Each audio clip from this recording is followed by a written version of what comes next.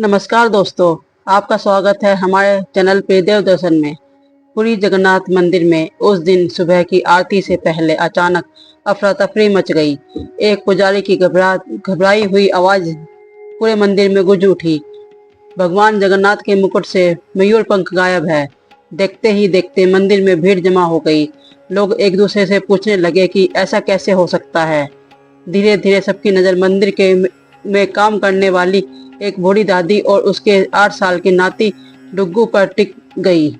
दादी बरसों से मंदिर में झाड़ू पोछा और सेवा का काम करती थी। उम्र लगभग 70 साल की थी। कमर झुकी हुई थी, हाथ अक्सर कांपते थे, लेकिन मन बहुत साफ और सच्चा था।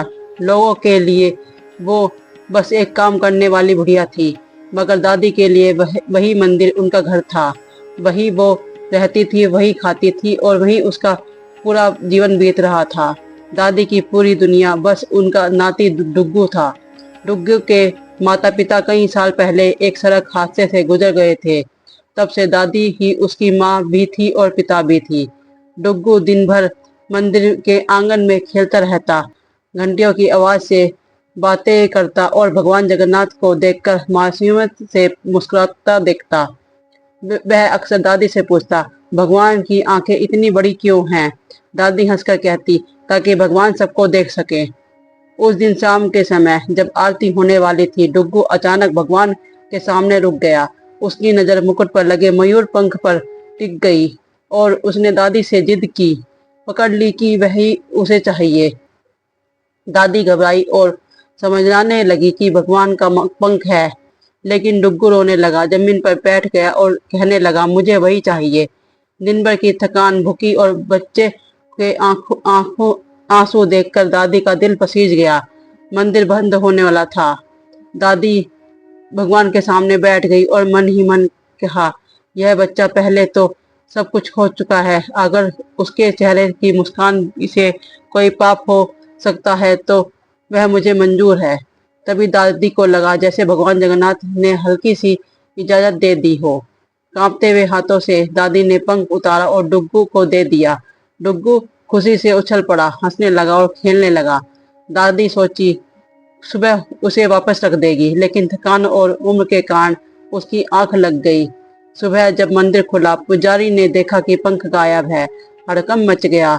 लोगों को याद आया कि रात को वह केवल वही दादी थी। दादी को बुलाया गया और उससे सबसे पहले कुछ कह पाती डुग्गू को सामने लाया गया। पूछा गया, क्या दादी ने ये पंख लिया? डुग्गू मासूम मासूम था। उसने सिर हिलाकर कहा, बस इतना सुनते ही लोग भड़क उठे और दादी को चोरी और भगवान के अपमान का आरोप लगा दिया। मंदिर की समिति ने फैसला लिया, दादी की उम्र और सेवा को देखते हुए उसे सजा नहीं दी जाएगी, लेकिन दादी और डुग्गू अब मंदिर में नहीं रह सकते। दादी के पास और कोई घर नहीं था, फिर भी वह रोते हुए डुग्गू का हाथ पकड़कर मंदिर की सीढ़ियों से नीचे उतर गई।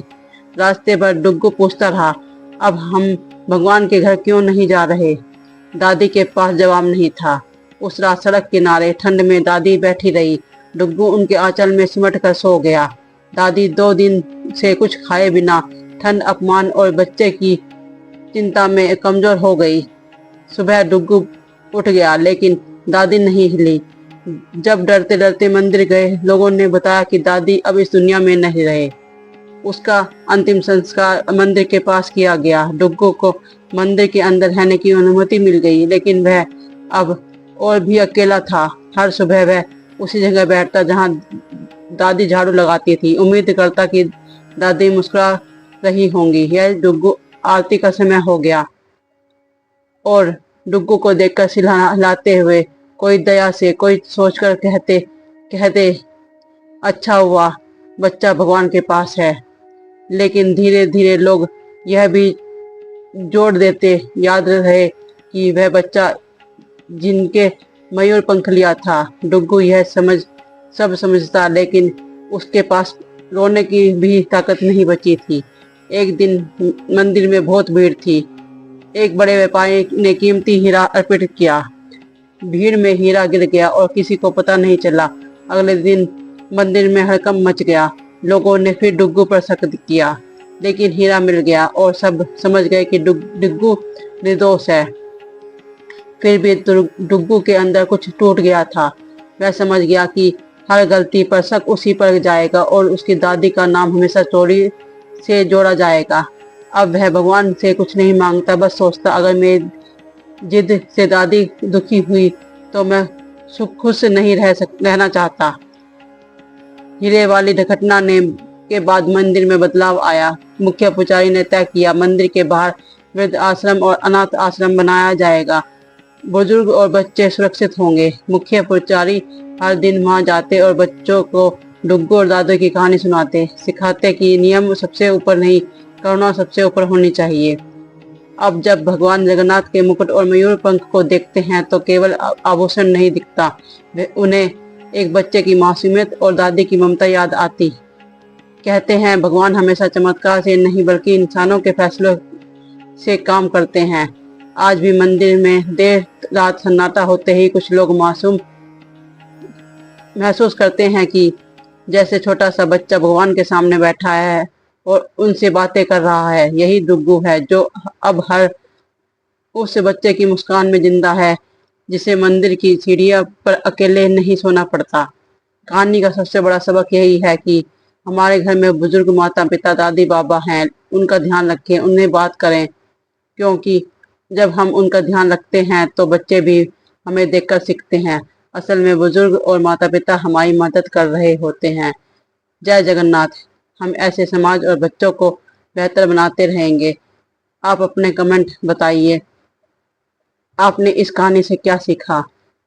अपने कमेंट में से और लोगों भी प्रेरित होंगे।